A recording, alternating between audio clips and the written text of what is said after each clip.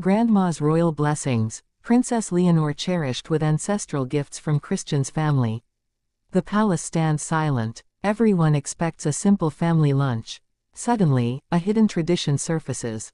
And what Princess Leonor receives today rewrites what we thought we knew about royal blessings. A quiet autumn morning settles over the ancient halls of Christianborg Palace. The air smells faintly of polished wood and blooming roses carried in from the garden. Princess Leonor, radiant yet visibly nervous, walks through the marble corridor accompanied by Christian. They are greeted not by flashing cameras, but by a hush of anticipation. The family of Denmark's future king has prepared something unusual. Not just a meeting, but a ceremony that predates written records. At first glance it looks like a private tea, a grandmother, her grandchildren, and an invited guest. But this is no casual encounter. The Queen Mother, Christian's grandmother, has called this gathering to bestow ancestral gifts. Gifts that are never displayed publicly, gifts passed only when trust and destiny converge. Leonor doesn't know exactly what awaits her, she only feels the weight of history pressing against the present moment. The first curiosity: why now? Why this particular day? Family insiders whisper about a centuries-old code. A bride-to-be or beloved partner must be welcomed with the family's hidden blessings before a public announcement is even made. Yet Leonor is not yet officially betrothed. So what prompted this unusual step? As the cameras remain outside, the Queen Mother begins to speak. Her voice carries warmth but also gravitas, telling Leonor about the lineage she is entering, about the vows taken by generations of women before her. Each word opens another door. Each anecdote raises new questions. Christian watches closely, his hand brushing Leonor's as a sign of quiet reassurance. The Queen Mother lifts the first gift, a carved wooden box, dark with age, lined with velvet. Inside rests a brooch shaped like a swan, symbol of loyalty and resilience in Danish lore. This piece belonged to Christian's great-grandmother, worn secretly during exile. Leonor's eyes widen. She has read about this brooch in historical archives but never imagined she would touch it. Why give it now? The Queen Mother explains, only someone who has shown grace under scrutiny may carry it. Leonor has passed that unspoken test simply by her conduct and patience. The second gift emerges, a slender volume bound in pale leather. It looks like a diary, but it is a book of blessings written by the women of the family for over 200 years. Prayers, hopes, cautions, and wisdom, each penned in different hands and languages. The Queen Mother invites Leonor to add her own words when the time is right. This gesture surprises Leonor more than any jewel could.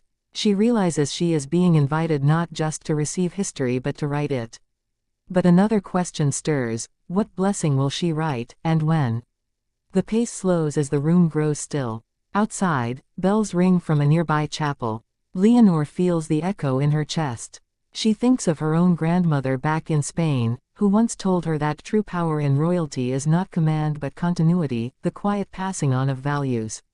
She now understands what her grandmother meant. The gifts in her hands are not possessions, they are living symbols of trust, responsibility, and family connection. As the Queen Mother pours tea, she recounts a story from her youth. During the Cold War, when the family was under pressure, a similar gathering took place. She herself was welcomed with a modest silver pendant by her mother-in-law. That pendant became a talisman during moments of doubt. She tells Leonor, "These gifts choose you. When you are ready." Her words leave Leonor silent but glowing. Christian squeezes her hand under the table. The viewer wonders, will Leonor reveal this meeting to the public, or will it remain a secret chapter until a formal engagement? The third gift is both simple and profound, a folded letter sealed with wax. No one but Leonor may open it. The Queen Mother explains that it contains a personal message from Christian's late grandfather, written decades ago for whoever would one day stand beside Christian. The mystery deepens. What did a man who never met Leonor write to her? How could he anticipate her presence? The letter becomes a living question mark, a future revelation. This entire scene unfolds slowly, richly, like a tapestry being unfurled. Viewers can feel the mix of old stone walls and young beating hearts, of ceremony and intimacy.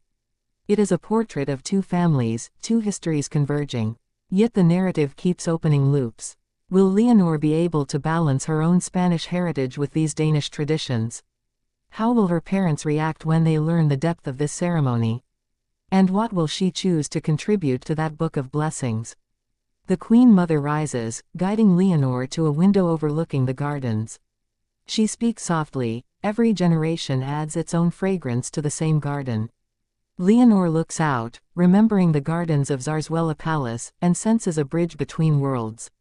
She realizes she is no longer just a guest, she is being rooted into a story larger than herself. The camera of our imagination lingers on her thoughtful expression, her fingers brushing the swan brooch pinned now to her dress. As tea concludes, Christian leads Leonor to the family chapel. There, candles flicker. Without cameras, without aids, the couple kneels for a brief moment of silent reflection. It is not a wedding, not even an engagement, but something older and more elemental, a mutual acknowledgement of destiny and duty. They rise, smiling quietly, and return to the hall where the Queen Mother waits. She embraces Leonor gently. No titles, no protocols, just a grandmother welcoming a young woman. By the end of the ceremony, Leonor holds 3 tangible items, the swan brooch, the blessing book, and the sealed letter, but she also carries something invisible, an ancestral welcome that transcends nations. Each item will surface later, perhaps on a wedding day, perhaps at a coronation, each carrying its story. And viewers are left with a lingering question: what words will Leonor write when her time comes to add to the book, and how will the sealed letter change her path? This story, whispered today within palace walls, is more than a royal anecdote. It is a reminder that love between 2 people can also be a bridge between 2 cultures, 2 lineages, 2 sets of hopes. And as Leonor steps out of Christianborg Palace, the autumn sun catches the brooch at her collar. Cameras flash, but they do not know the full story, yet. Only we, listening now, can imagine the depth of what has just begun.